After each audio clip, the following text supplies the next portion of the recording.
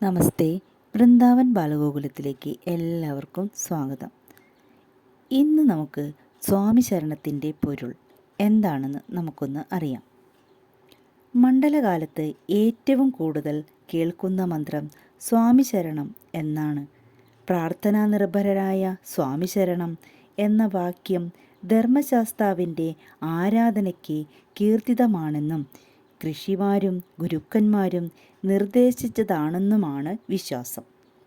അയ്യപ്പനെപ്പറ്റി എന്തു ചിന്തിക്കുമ്പോഴും ആദ്യം വരുന്ന വാക്കാണ് സ്വാമി ശരണം. ഇതിലെ സ്വ എന്ന പദം ഉച്ചരിക്കുന്ന മാത്രയിൽ പരബ്രഹ്മത്താൽ തിളങ്ങുന്ന ആത്മബോധമാണ് പ്രതിഫലിക്കുക.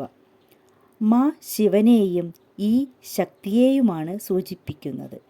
ഇവ രണ്ടും ചേർന്ന് മീ ആകുമ്പോഴാണ് ശിവശക്തി സാന്നിധ്യമായി.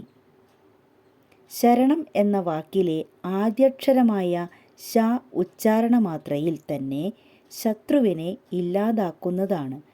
അഗ്നിയെ ജ്വലിപ്പിക്കുന്ന ര ജ്ഞാനത്തെ സൂചിപ്പിക്കുന്നു. ണം എന്ന ശബ്ദം എല്ലാറ്റിനും ദൈവീകത കൈവരുത്തി ശാന്തി പ്രദാനം ചെയ്യുന്നു.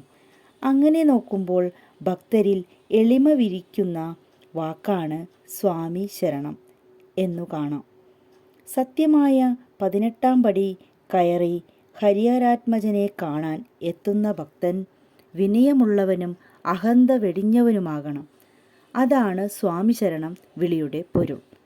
സ്വാമിയേ അയ്യപ്പോ, സ്വാമി ശരണം, അയ്യപ്പ ശരണം എന്നു തുടങ്ങി അനേകം ശരണാഘോഷങ്ങൾ തുടർച്ചയായി മുഴക്കിയാണ് ശബരിമലയ്ക്കുള്ള ഭക്തരുടെ യാത്ര. ഉച്ചത്തിൽ തുടർച്ചയായി ശരണം വിളിക്കുമ്പോൾ വായുവിനുള്ളിലേക്ക് വലിക്കുന്നതുകൊണ്ട് മനസ്സിനെന്ന പോലെ ശരീരത്തിനും ചില പ്രത്യേകതകളുണ്ടാകും. ഉച്ചത്തിൽ ശരണം വിളിച്ച് കൂടുതൽ വായു ഉള്ളിലേക്ക് എടുക്കുന്നത് വലിയ ഉന്മേഷമുണ്ടാക്കും. മനുഷ്യൻ്റെ ഉള്ളിലെ വായുവിനെ ശോഭിപ്പിക്കുന്നതും വായുവിൻ്റെ സ്വതന്ത്രമായ പോക്കുവരവിനെ തടയുന്നതുമായ ദോഷങ്ങളെ ശരണം വിളി ഇല്ലായ്മ ചെയ്യും. ഉള്ളിലെ മാലിന്യങ്ങൾ സംസ്കരിക്കപ്പെടും. ശരണം വിളി കാട്ടിൽ ദുഷ്ടമൃഗങ്ങളെ അകറ്റുന്നതുപോലെ മനസ്സിലെ ദുഷ്ടചിന്തകളെയും അകറ്റുന്നു. ഇതാണ് സ്വാമി ശരണത്തിൻ്റെ പൊരുൾ. അയ്യപ്പനെപ്പറ്റി ചിന്തിക്കുമ്പോഴും ആദ്യം വരുന്ന വാക്ക് സ്വാമി ശരണം എന്നതാണ്. ഈ ഒരു ചെറിയ അറിവ് എല്ലാവർക്കും ഇഷ്ടപ്പെട്ടു എന്ന് വിചാരിക്കുന്നു. ഇഷ്ടപ്പെട്ടാൽ ഒന്ന് സപ്പോർട്ട് ചെയ്യണേ. നമസ്തേ.